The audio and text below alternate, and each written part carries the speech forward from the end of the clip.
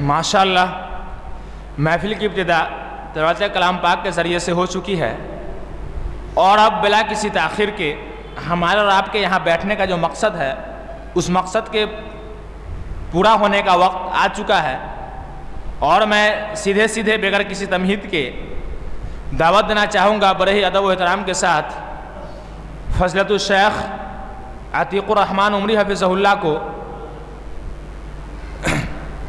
اور میں ان کا نام مؤخر کرتے ہوئے آپ حضرات کے سامنے پیش کرنا چاہوں گا فضیلت الشیخ قمر سبحانی مکی حفظہ اللہ کو۔ وہ آئیں گے اور آپ حضرات کے سامنے تقریر پیش کریں گے، جن کا موضوع ہے سنت ابراہیمی، امامت وغیرہ۔ اس پہ وہ آ کر کے خطاب کریں گے۔ آپ لوگوں سے گزارش ہے کہ شانتی کے ساتھ ان کے خطاب کو سنیں۔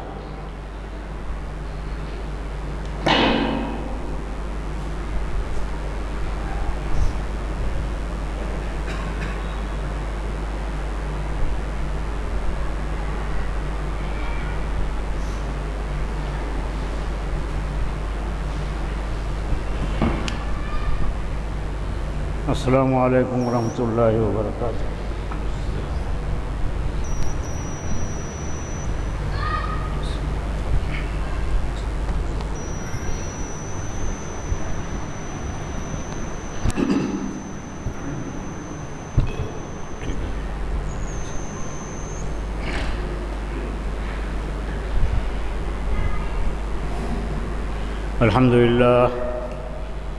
الحمد لله نحمده ونستعينه ونستغفره ونؤمن به ونتوكل عليه ونعوذ بالله من شرور أنفسنا ومن سيئات أعمالنا، من يهده الله فلا مضل له ومن يضلله فلا هادي له، وأشهد أن لا إله إلا الله وحده لا شريك له، وأشهد أن سيدنا ومولانا محمدًا عبده ورسوله.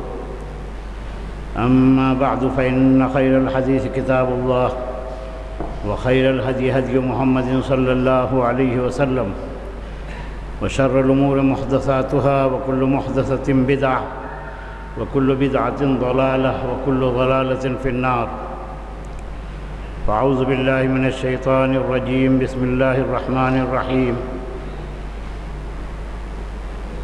يا أيها الذين آمنوا اتقوا الله حق تقاته ولا تموتن إلا وأنتم مسلمون. يا أيها الناس اتقوا ربكم الذي خلقكم من نفس واحدة وخلق منها زوجها وبث منهما رجالا كثيرا ونساء، واتقوا الله الذي تساءلون به والأرحام إن الله كان عليكم رقيبا. يا أيها الذين آمنوا اتقوا الله وقولوا قولا سديدا يصلح لكم أعمالكم ويغفر لكم ذنوبكم، ومن يطع الله ورسوله فقد فاز فوزا عظيما. وقال الله تعالى: وَإِذِ ابْتَلَى إِبْرَاهِيمَ رَبُّهُ بِكَلِمَاتٍ فَأَتَمَّهُنَّ قَالَ إِنِّي جَاعِلُكَ لِلنَّاسِ إِمَامًا قَالَ وَمِنْ ذُرِّيَّتِي قَالَ لَا يَنَالُ عَهْدِ الظَّالِمِينَ.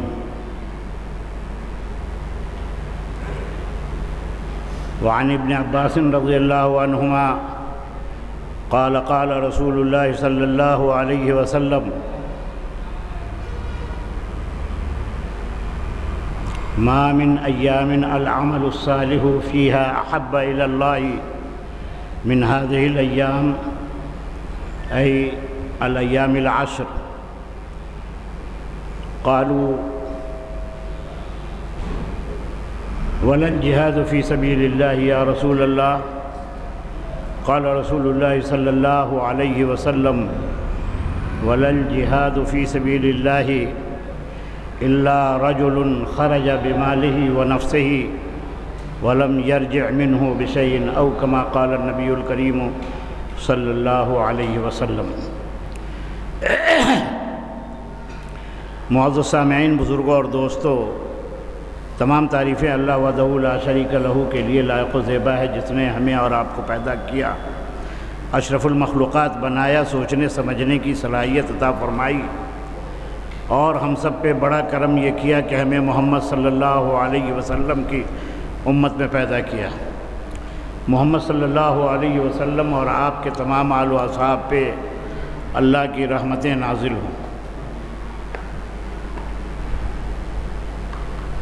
حضرات گرامی،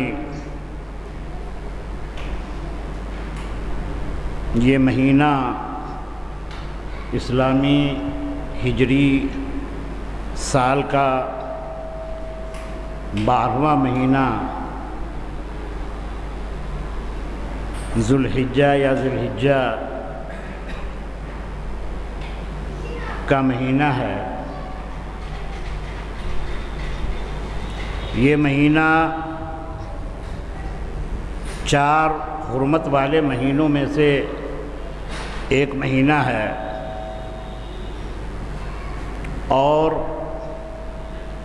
اسلامی سال کے مہینوں میں سب سے افضل مہینہ یہی ذوالحجہ کا مہینہ ہے، جس مہینے میں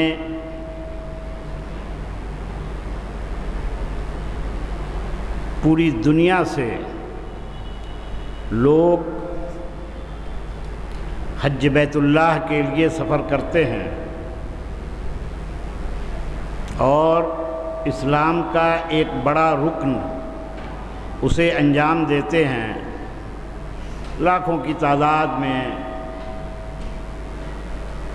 آج کے دن میں مکہ مکرمہ میں لوگ اللہ کے گھر کی حاضری دے رہے ہیں اور شعائر اسلام، مناسک حج انجام دے رہے ہیں اور دیں گے۔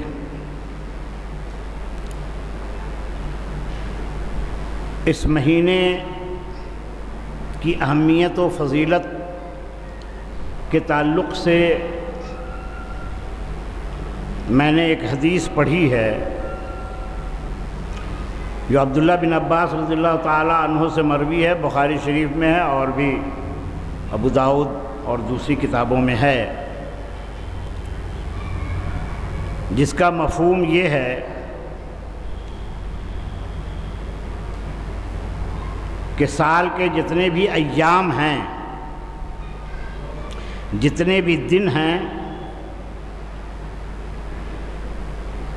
ان دنوں میں یہ ایام یعنی ذوالحجہ کے 10 شروع کے ایام، پہلی ذوالحجہ کی دوسری کیا بلکہ مغرب کے بعد سے تیسری تاریخ ذوالحجہ کی شروع ہو چکی ہے،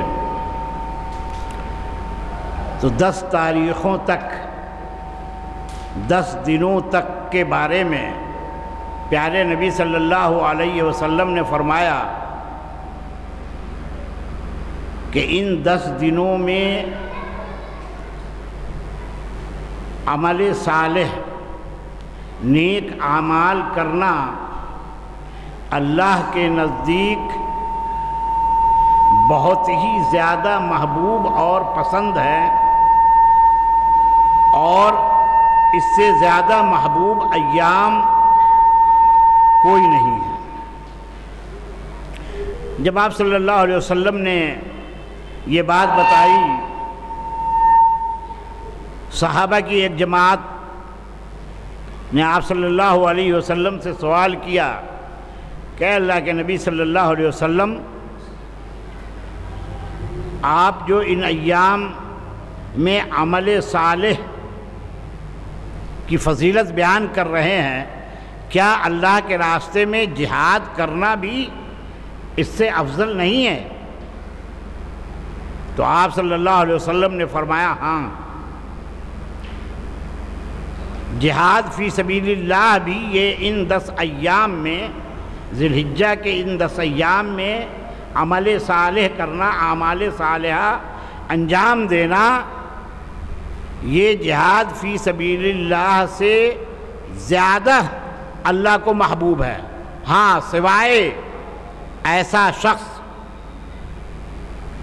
جو اپنے مال اپنی جان کے ساتھ اللہ کے راستے میں جہاد کے لیے نکلا اور مال اور جہاد سب کے ساتھ اللہ کے راستے میں شہید ہو گیا، تو پھر اس کے اعمال ان 10 ایام میں جو لوگ اعمال صالحہ کریں اس کے اعمال ان سے زیادہ بہتر ہوں گے۔ تو یہ ذی الحجہ کے 10 ایام کی یہ فضیلت ہے، اور ان ایام کو یہ فضیلت جو حاصل ہے، ذی الحجہ کے 10 ایام، دراصل اس کا سرا ابو الانبیاء حضرت ابراہیم علیہ السلام سے ملتا ہے۔ ان کی وجہ سے، ان کی ابتلاء و آزمائش، ان کی قربانی کی وجہ سے اللہ تبارک و تعالی نے ذی الحجہ کے 10 ایام کو تمام دنوں کے اعمال صالحہ سے زیادہ فضیلت بخش دی۔ میں نے جو آیت پڑھی ہے، اللہ تعالیٰ نے فرمایا وَإِذِ ابْتَلَىٰ إِبْرَاهِيمَ رَبُّهُ بِكَلِمَاتٍ، جب ابراہیم کو ابراہیم کے رب نے آزمائش میں ڈالا، چند باتوں میں، چند چیزوں میں، چند معاملات میں، فَأَتَمَّهُنَّ، تو ابراہیم نے ان تمام باتوں کو 100% مکمل کیا، پورا کیا، آزمائشوں میں مکمل اترے۔ فَأَتَمَّهُنَّ، اور جب آزمائشوں میں کامیاب اترے تو اللہ تبارک و تعالی نے ابراہیم علیہ السلام سے فرمایا انی جاعلک للناس اماما، اے ابراہیم تمہیں میں نے مختلف طرح سے جانچا ہے، پرکھا ہے، ابتلاء و آزمائش میں ڈالا ہے، اس کے صلے میں انی جاعلک للناس اماما، سنو میں تمہیں پوری انسانیت کا امام بنا رہا ہوں۔ بہت بڑی بات ہے، پوری انسانیت، انی جاعلک للناس، ناس کا لفظ ہے،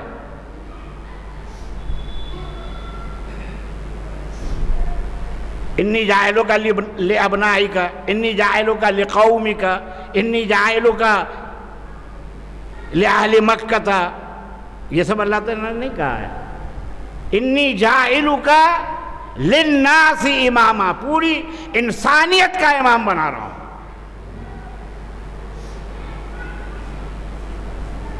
قال ومن ذریتی، تو ابراہیم علیہ السلام انسانی فطرت کے مطابق اللہ سے فرمائے کہ اے اللہ مجھے آپ پوری انسانیت کا امام بنا رہے ہیں، تو میری ذریت میں سے، میرے بال بچوں میں سے بھی انہیں بھی یہ مرتبہ، یہ رتبہ، یہ امامت عطا کیجئے۔ قال ومن ذریتی، تو اللہ تبارک تعالی نے بڑا مناسب جواب دیا ابراہیم علیہ السلام کو، قال لا ینال عہد الظالمین، ابراہیم میں نے تجھ سے جو عہد کیا ہے کہ میں تمہیں پوری انسانیت کا امام بنانے جا رہا ہوں، اور تم جو مطالبہ کر رہے ہو انسانی فطرت کے مطابق کہ رب میری اولاد کو بھی بنانا، تو سنو لا ینال عہد الظالمین، میں جو تم سے عہد کر رہا ہوں وہ ظالموں کو عطا نہیں ہوگا۔ یعنی تم کو تو میں نے آزما لیا، تمہیں ہر طرح سے مصیبتوں میں ڈالا اور تم کھرے اترے، لیکن تمہارے بچوں کو ہم نے آزمایا نہیں ہے۔ اگر تمہارے بچے ظالم ہوئے، اگر تمہارے بچے ہمارے احکامات کے مطابق زندگی نہیں گزاریں گے، اگر تمہارے بچے ہمارے ابتلاء و آزمائش میں کامیاب نہیں ہوں گے تو ہم انہیں امامت عطا نہیں کریں گے، انہیں سرداری نہیں دیں گے، انہیں حکمرانی نہیں دیں گے۔ لا ینال عہد الظالمین۔ آئیے ذرا تفصیل سے اسی کے تعلق سے گفتگو کریں۔ اللہ تبارک و تعالیٰ نے ابراہیم علیہ السلام کو مختلف طریقے سے مختلف مرحلے میں آزمایا ہے۔ اور ایک بات میں بتا دوں کہ جتنے بھی انبیاء کرام ہوئے ہیں بچپن سے وہ اللہ کی نگرانی میں رہتے ہیں، اور جب ایک وقت ایک خاص عمر ہوتی ہے تو ان کے اوپر نبوت کی ذمہ داری ڈال دی جاتی ہے، اور وہ تقریباً 40 سال کی عمر ہے۔ جیسا کہ آپ لوگ جانتے ہوں گے کہ کسی کو بھی اللہ تبارک و تعالیٰ نے 40 سال سے پہلے نبوت عطا نہیں فرمائی ہے۔ نبوت 40 سال کی عمر ہونے کے بعد ہی عطا ہوئی ہے، اس لیے کہ 40 سال میں عام طور پہ آدمی پختہ شعور والا ہو جاتا ہے، اس کے اندر سوجھ بوجھ پختہ ہو جاتی ہے۔ 40 سال کی عمر میں ایک کسی بھی سماج کا کوئی آدمی اس عمر میں اس کو اچھے برے کی تمیز اچھی طرح سے ہو جاتی ہے۔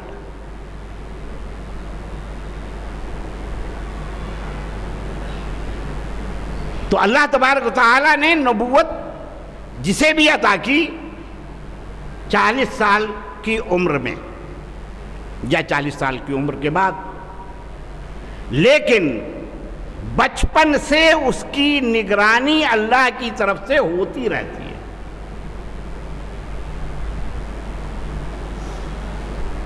آپ اس سلسلے میں قرآن مجید کا مطالعہ کیجئے، آپ دیکھیے موسیٰ علیہ السلام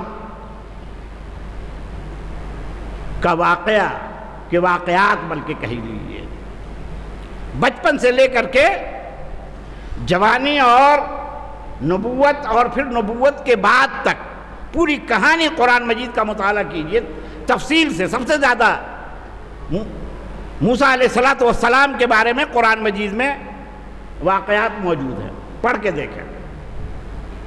بچپن سے پیدائش کے بعد سے حضرت موسیٰ علیہ السلام اللہ کی نگرانی میں رہے۔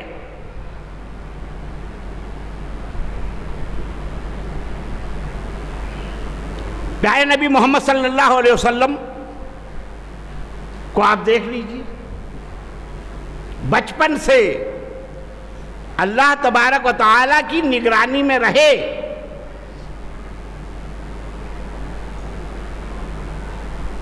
اور اللہ تبارک و تعالیٰ کی طرف سے ان کو رشد و ہدایت ملتی رہی، لیکن جب 40 سال کی عمر کے ہوئے تب جا کر کے آپ صلی اللہ علیہ وسلم کو نبوت ملی۔ ابراہیم علیہ السلام کا بھی واقعہ، ان کے واقعات قرآن مجید میں آپ پڑھیے شاید 63 جگہوں پہ 63 آیات میں ابراہیم علیہ السلام کے واقعات ملتے ہیں. تو سارے واقعات تفصیل سے بیان ہوئے ہیں.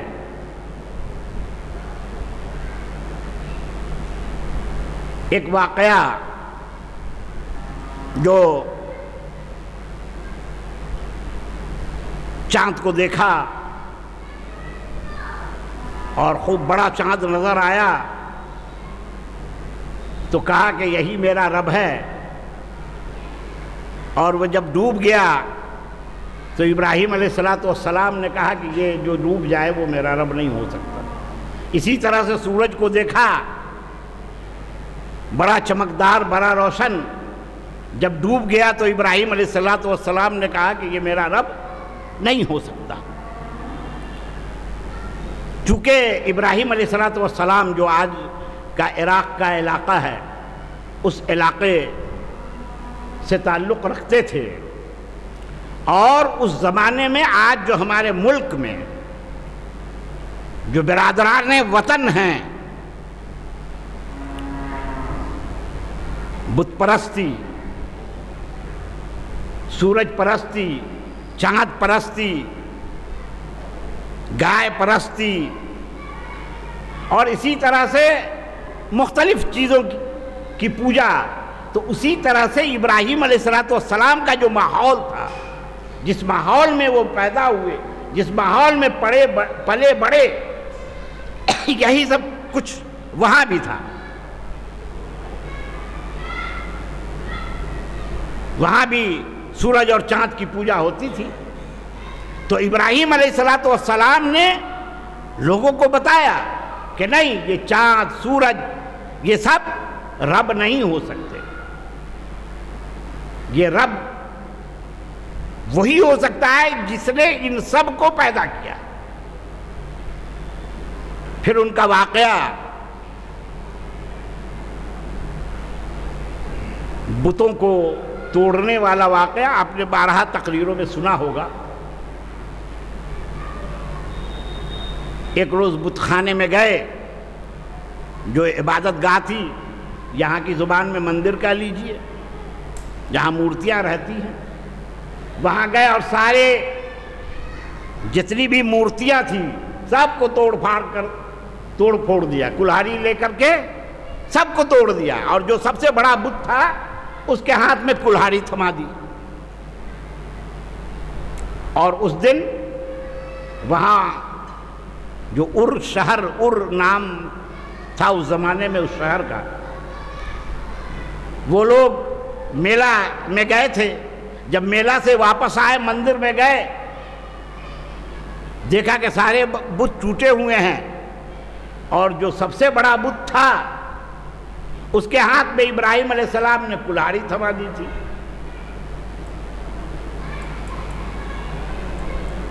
دیکھا سارے بت ٹوٹے ہوئے ہیں، ایک بڑا بت اس کے ہاتھ میں کلہاڑی ہے.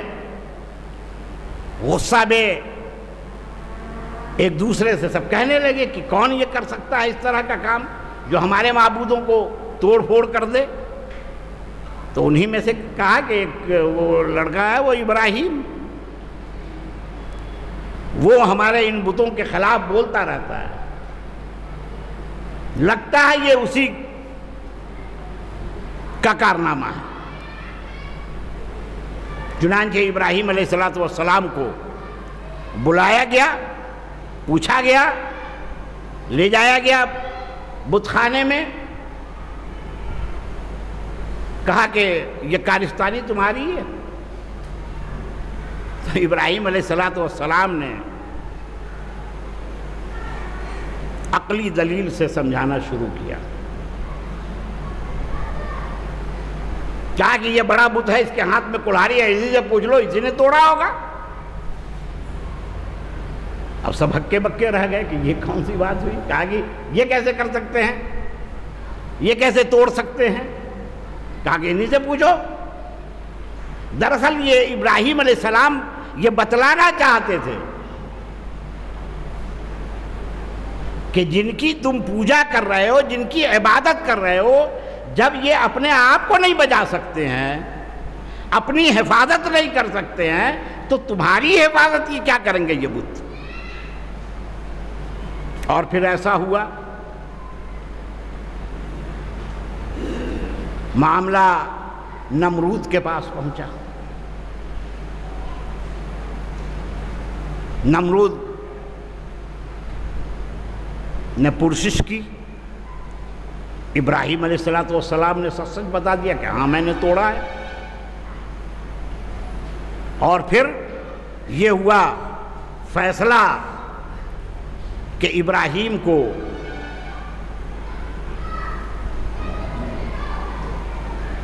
آگ سلگاؤ اور اس آگ میں ڈال دو۔ چنانچہ آگ سلگائی گئی، زبردست آگ سلگائی گئی، اور جیسا کہ مفسرین نے لکھا ہے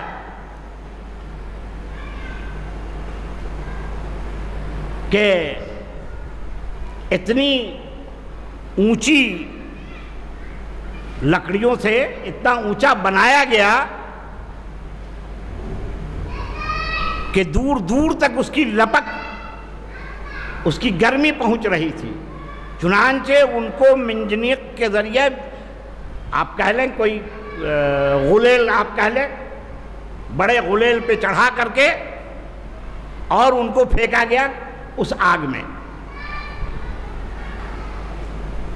کہ ابراہیم اس میں جل مر جائے گا۔ لیکن ابراہیم علیہ السلام کی حفاظت اللہ تعالیٰ نے فرمائی، قُلْنَا يَا نَارُ كُونِي بَرْدًا وَسَلَامًا عَلَىٰ إِبْرَاهِيمَ۔ قرآن مجید میں اللہ نے فرمایا ہے کہ ہم نے آگ سے کہہ دیا کہ اے آگ تو ابراہیم پر ٹھنڈی اور صحیح سلامت ہو جا۔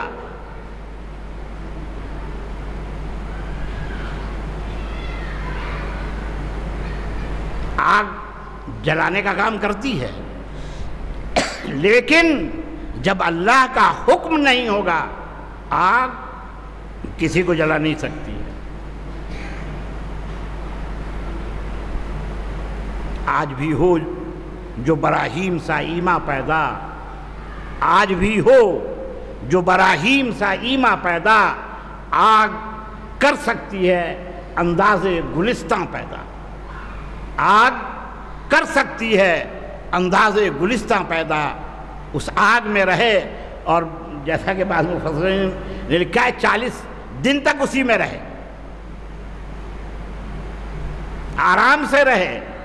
وہ ان کے لیے گلستاں بن گیا، پھولوں کا باغ بن گیا، اور پھر اس آگ سے نکلے تو اب اللہ کا حکم ہوا کہ ابراہیم اب یہاں تمہارے کام کرنے کے لیے گنجائش نہیں ہے۔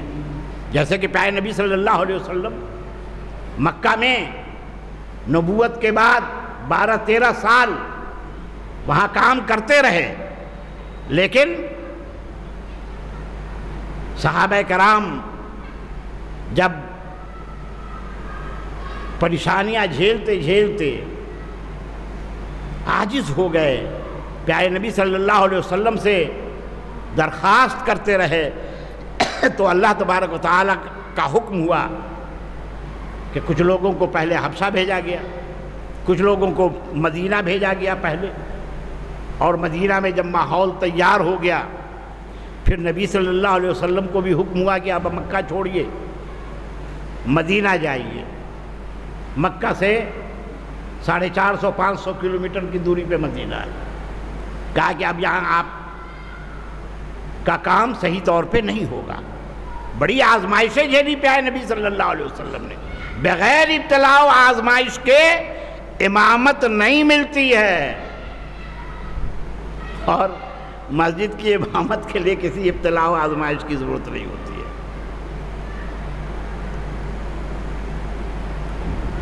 آج ہماری قوم جس کے اوپر کوئی خاص اثر نہیں ہوتا ہے۔ اس کی ایک وجہ یہ بھی ہے، بغیر ابتلا و آزمائش کے یہاں امامت مل جاتی ہے۔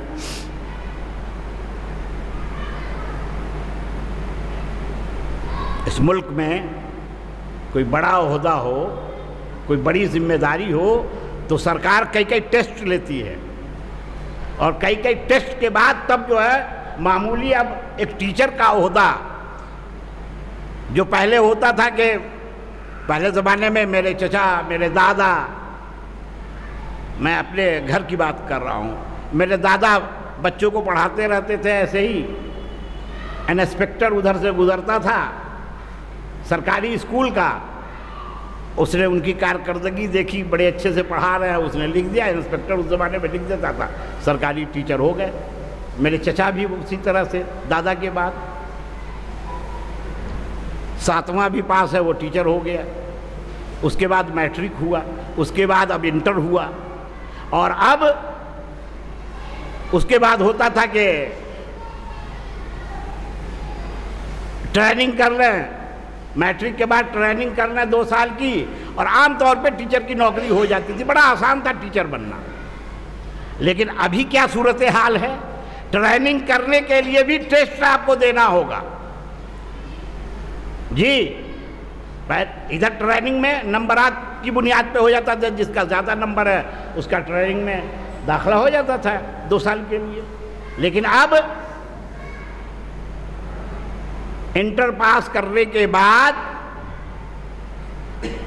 2 سال کی ٹریننگ کے لیے آپ کو پہلے ٹیسٹ دینا ہوگا، اس ٹیسٹ میں آپ پاس کریں گے تب آپ ٹرینڈ بنیں گے، اور ٹرینڈ بننے کے بعد بھی ایسا نہیں ہے کہ آپ کو نوکری مل جائے گی، نہیں، اس کے بعد ایس ٹی ای ٹی اور سی ٹی ای ٹی پتہ نہیں کیا ہے، اس کا امتحان دینا ہوگا، اس میں اگر پاس کر گئے تو آپ بی پی ایس سی کا امتحان پاس کرنا ہوگا، بی پی ایس سی کر گئے اب انتظار کرتے رہیے، ملے گی نوکری آپ کو جب حکومت چاہے گی، جب حکومت ویکینسی نکالے گی۔ تو اب یہ معمولی ٹیچر، مکتب کے پڑھانے کے لیے ٹیچر، 5ویں کلاس تک 8ویں کلاس تک کے پڑھانے کے لیے ٹیچر کے لیے اتنے ٹیسٹ ہوتے ہیں۔ ایک کلکٹر بننا ہو، پورے ضلع کا امام حکومت بناتی ہے،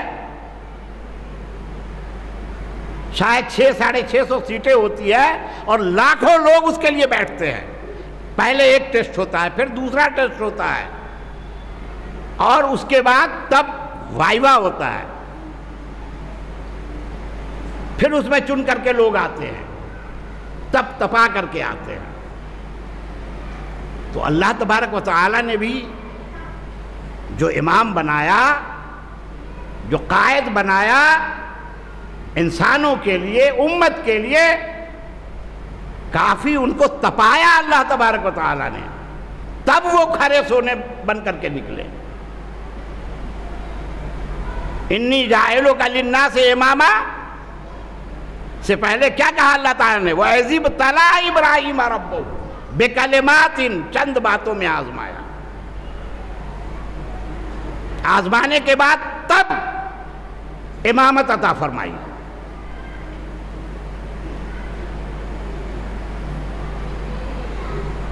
اور یہیں تک نہیں، ابراہیم علیہ السلام کی آزمائش ہوئی، اپنا شہر ار چھوڑ کر کے نکلے، راستے میں بڑی پریشانیاں جھیلیں، بڑا لمبا واقعہ ہے۔ پہلی بیوی تھی، دوسری بیوی مصر سے تحفے میں ملی، ہاجرہ یا ہاجر، جو اسماعیل علیہ السلام کی والدہ ہوئیں، ان کو بڑی بیوی کو جو فلسطین کی سرزمین ہے وہاں بسایا۔ اللہ کا حکم ہوا کہ اس کو، اسماعیل اور اس کی ماں کو لے جاؤ مکہ کی سرزمین میں، وہاں رکھو، وہاں اس کی تربیت ہوگی، وہاں اس کی آزمائشیں ہوں گی، تب تپا کے نکلیں گے، تب ان کو امامت ملے گی۔ اللہ تعالیٰ نے جو 2 بیٹوں کا تذکرہ ہے، انہوں نے اللہ سے کہا تھا وَمِن ذُرِّيَّتِي، تو اللہ تعالیٰ نے ان کی ذریت اسماعیل کو بھی امامت عطا فرمائی اور بیٹے اسحاق کو بھی امامت عطا فرمائی، پوتے یعقوب کو بھی امامت عطا فرمائی، پڑپوتے یوسف کو بھی امامت عطا فرمائی۔ اور ایک سلسلہ ہے، ابراہیم علیہ السلام کو ابو الانبیاء کہا جاتا ہے، نبیوں کے باپ۔ قرآن مجید میں 25-26 نبیوں کا تذکرہ ہے، اس میں اکثریت ابراہیم علیہ السلام کے بیٹے، پوتے، پڑپوتے، لکڑ پوتے، چھکڑ پوتے، یہ سب، چاہے موسیٰ علیہ السلام ہو، چاہے داؤد علیہ السلام ہو، چاہے سلیمان علیہ السلام ہو، آخر میں اسحاق علیہ السلام کی نسل سے عیسیٰ علیہ السلام ہو، سب انہی کی ذریت میں تھے۔ انی جاعلک للناس اماما قال ومن ذریتی قال لا ینال عہد الظالمین۔ اور یہ سب سوائے نوح علیہ السلام کے، ان سب کو اللہ تبارک تعالیٰ نے اولو العزم من الرسل بنایا ہے۔ 5 کیا شیخ؟ 5 اولو العزم من الرسل، جن میں سے ایک تو نوح علیہ السلام، ابراہیم علیہ السلام، حضرت موسیٰ علیہ السلام، حضرت عیسیٰ اور محمد صلی اللہ علیہ وسلم۔ تو یہ سب ابراہیم علیہ السلام ہی کی ذریت میں، جنہوں نے بڑے مصائب جھیلے، تب جا کر کے انہیں امامت ملی۔ اور ابراہیم علیہ السلام کا جو سب سے بڑی آزمائش ہوئی وہ یہ کہ جب اسماعیل علیہ السلام کو، اس سے بڑی کیا آزمائش ہو سکتی ہے کہ اللہ نے کہا وہاں مکہ جیسی بے آب و گیا والی سرزمین، اب تو آپ جو حج کرنے والے جائیں گے یا جاتے ہیں تو دیکھتے ہوں گے مکے میں بڑی ہریالی نظر آتی ہے، اب خوب بارشیں بھی ہوتی ہیں، لیکن میں جب گیا تھا مکے میں، وہاں جب میں تعلیم حاصل کر رہا تھا 1982 سے 87 کے درمیان میں، اس زمانے میں کوئی ہریالی نہیں تھی۔ مکہ شہر میں آپ گھومیے گا تو اب ہر جگہ، اسی زمانے میں معلوم ہوا مجھے کہ دوسرے ملکوں سے مٹی، پانی کے جہاز سے مٹی منگوا کر کے، وہاں مٹی ڈال کر کے 2 سڑکوں کے بیچ میں پیڑ پودے سب لگائے گئے۔ ابھی جب میں 2016 میں عمرہ کے لیے گیا تھا تو جگہ جگہ دونوں طرف سڑکوں کے بیچ میں سب درخت سب لگے اور سب ہرے ہرے نظر آ رہے تھے۔ تو میں نے پوچھا ایک شخص سے کہ بھائی یہ درخت بڑے ہرے ہرے، یہاں تو زیادہ بارش ہوتی نہیں ہے؟ تو انہوں نے کہا کہ ہاں یہ ایک خاص درخت ہے جو کم سے کم مقدار میں پانی اس کو ملے اور یہ ہرے بھرے رہتے ہیں، ایک خاص قسم کا درخت ہے۔ تو آج ہریالی ہے، لیکن جس زمانے میں ابراہیم علیہ السلام نے جس جگہ پہ جہاں پہ خانہ کعبہ ہے، خانہ کعبہ بعد میں پہلے وہ جگہ تھی، جیسا کہ مورخین نے لکھا ہے کہ آدم علیہ السلام کو جب اللہ تبارک و تعالیٰ نے آسمان سے نازل فرمایا تو جیسا کہ مشہور ہے کہ وہ سری لنکا میں اترے، مشہور یہی ہے، اور کھوجتے کھانستے ماں ہوا کو پہنچے وہ سرزمین جہاں پر خانہ کعبہ ہے۔ اور جیسا کہ مورخین نے لکھا ہے کہ آدم علیہ السلام نے اللہ سے کہا کہ اے اللہ، ہم تو آپ کے حضور رہتے تھے، بیت المعمور کے سامنے عبادت کرتے تھے، کوئی اس طرح کی عمارت ہونی چاہیے۔ تو اللہ نے کہا کہ تو ایسا کرو کہ تم بناؤ۔ تو آدم علیہ السلام نے اس کی بنیاد رکھی اس جگہ پہ، اور جیسا کہ مورخین نے لکھا ہے کہ وہ ٹھیک بیت المعمور کے سامنے ہے وہ خانہ کعبہ۔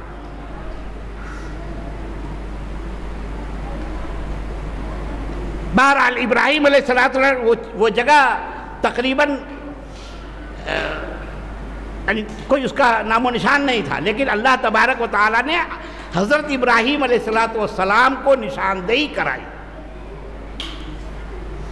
اور کہا کہ یہیں پہ تم دونوں باپ بیٹے مل کے کعبہ کی تعمیر کرو، اور ان دونوں باپ بیٹے نے مل کر کے کعبہ کی تعمیر کی، اللہ سے دعا کی کہ اے اللہ اس گھر کو پوری دنیا والوں کے لیے مرکز بنا دے، اور اللہ تبارک تعالیٰ نے ایسا مرکز بنایا کہ آج دنیا میں سب سے زیادہ جس گھر کی زیارت ہوتی ہے وہ خانہ کعبہ ہے۔ پوری دنیا سے لوگ آتے ہیں، لاکھوں لوگ پہنچتے ہیں۔ تو بڑی آزمائش جو ابراہیم علیہ السلام کی ہوئی وہ یہ تھی کہ انہیں خواب دکھلایا جانے لگا کہ آپ میرے لیے قربانیاں پیش کیجیے۔ ابراہیم علیہ السلام مفسرین لکھتے ہیں کہ مختلف طرح کی قربانیاں کئی روز تک پیش کی، پھر بھی خواب آتا رہا،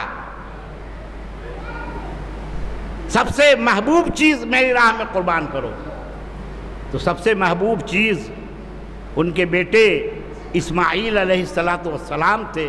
انہوں نے سمجھا کہ شاید اللہ تبارک و تعالی انہی کی قربانی چاہ رہے ہیں، چنانچہ بیٹے کو تیار کیا، 10-12 سال کے شاید تھے، تیار کیا، تیار کر کے لے گئے وہ جو منی کا علاقہ ہے، جو منہر ہے، اور وہاں لے جا کر کے جب فلما اسلم وتلہ للجبین ونادیناہ اے یا ابراہیم قد صدقت الرؤیا انا کذلک نجزی المحسنین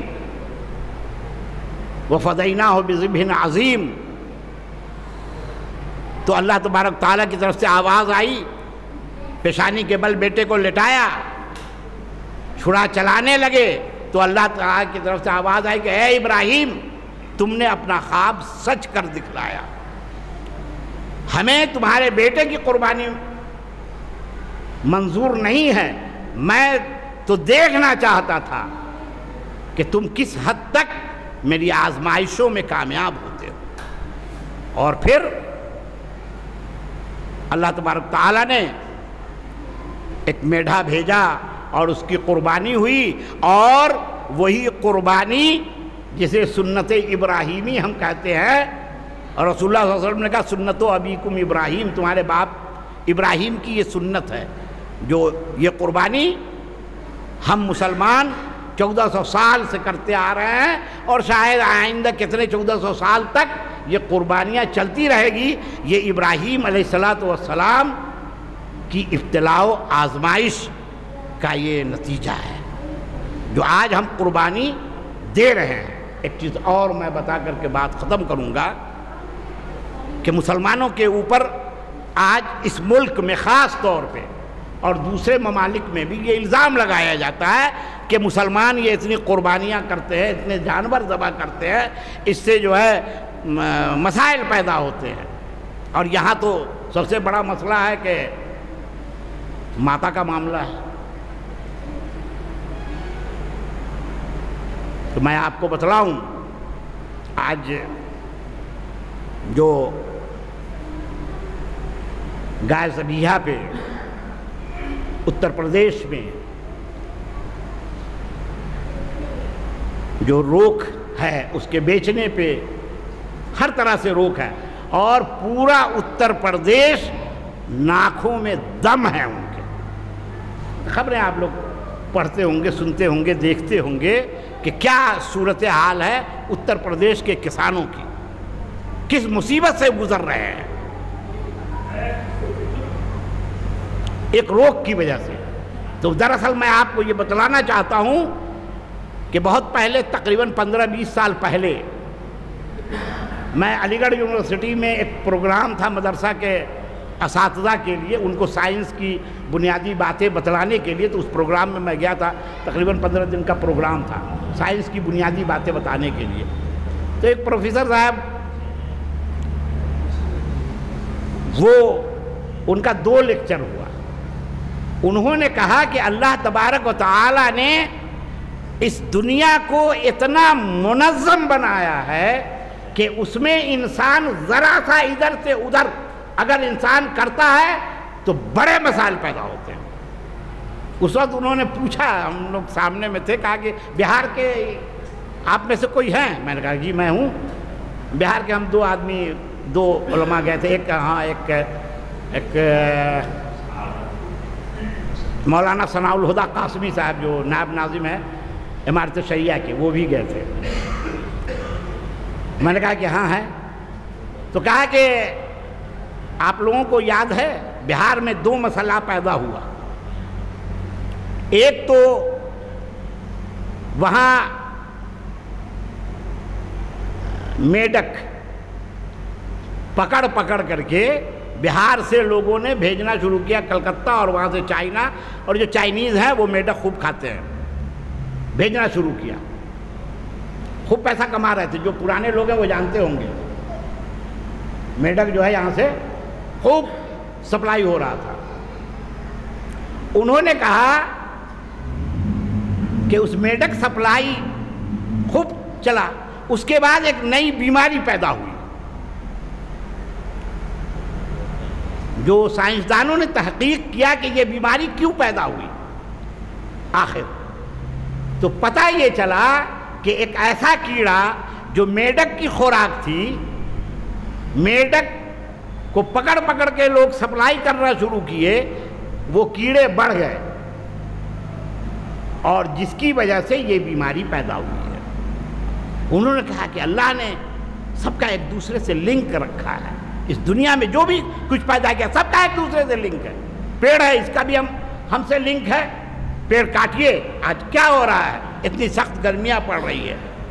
اللہ نے ایک منظم دنیا بنایا ہے، اس میں جب ہم خلل ڈالتے ہیں تو مسائل پیدا ہوتے ہیں۔